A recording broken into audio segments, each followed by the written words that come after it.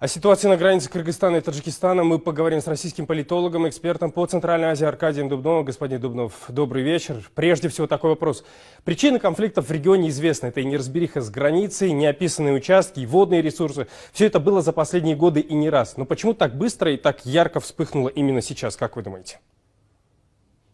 Ну, меня настораживает одно обстоятельство, даже я бы сказал два. Первое, что этот инцидент, разрастающийся с каждым часом, происходит в тот момент, когда еще в Душанбе, столице Таджикистана, кажется, не закончилось совещание секретарей Совбезов Организации договора коллективной безопасности.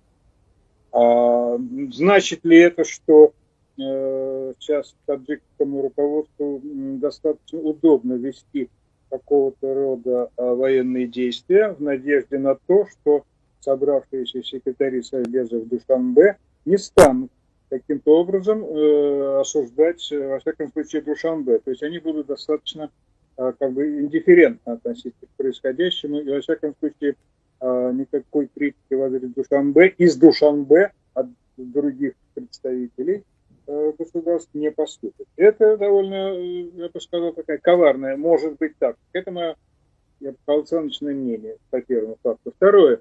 Не кажется ли вам, что не в интересах Кыргызстана в тот момент, когда там не очень, так сказать, стабильно находится руководство, когда один из его руководителей, Ташиев, уехал за границу по состоянию здоровья, там действительно у него что-то с сердцем не в порядке, но это другая история. Но вряд ли с киргизской стороны кто-то был заинтересован начинать эти военные действия именно в этот момент.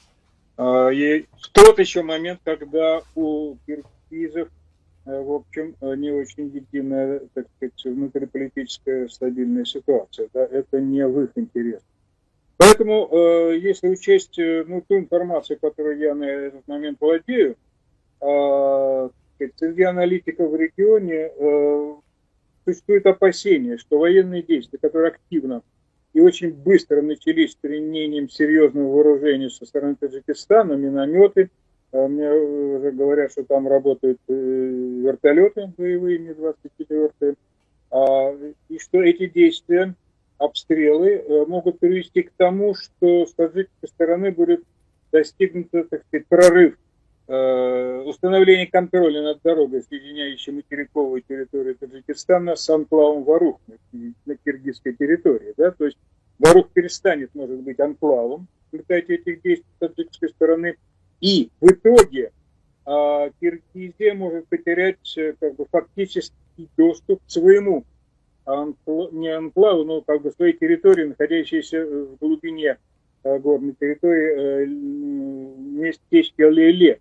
Да, то есть сам Леле может стать анклавом на таджикской территории, потому что через город туда пройти будет невозможно.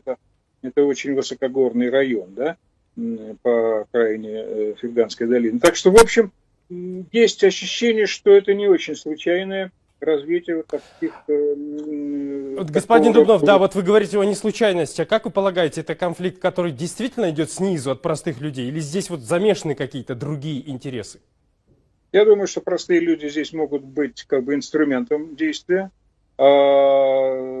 который фактически приведен в рабочее состояние. Этот инструмент более высокопоставленными кругами. Может быть, в одной из сторон кому-то нужна маленькая победоносная война, чтобы укрепить ситуацию, когда на другой стороне некая, так сказать, ситуация неопределенности и нестабильности во внутренней политическом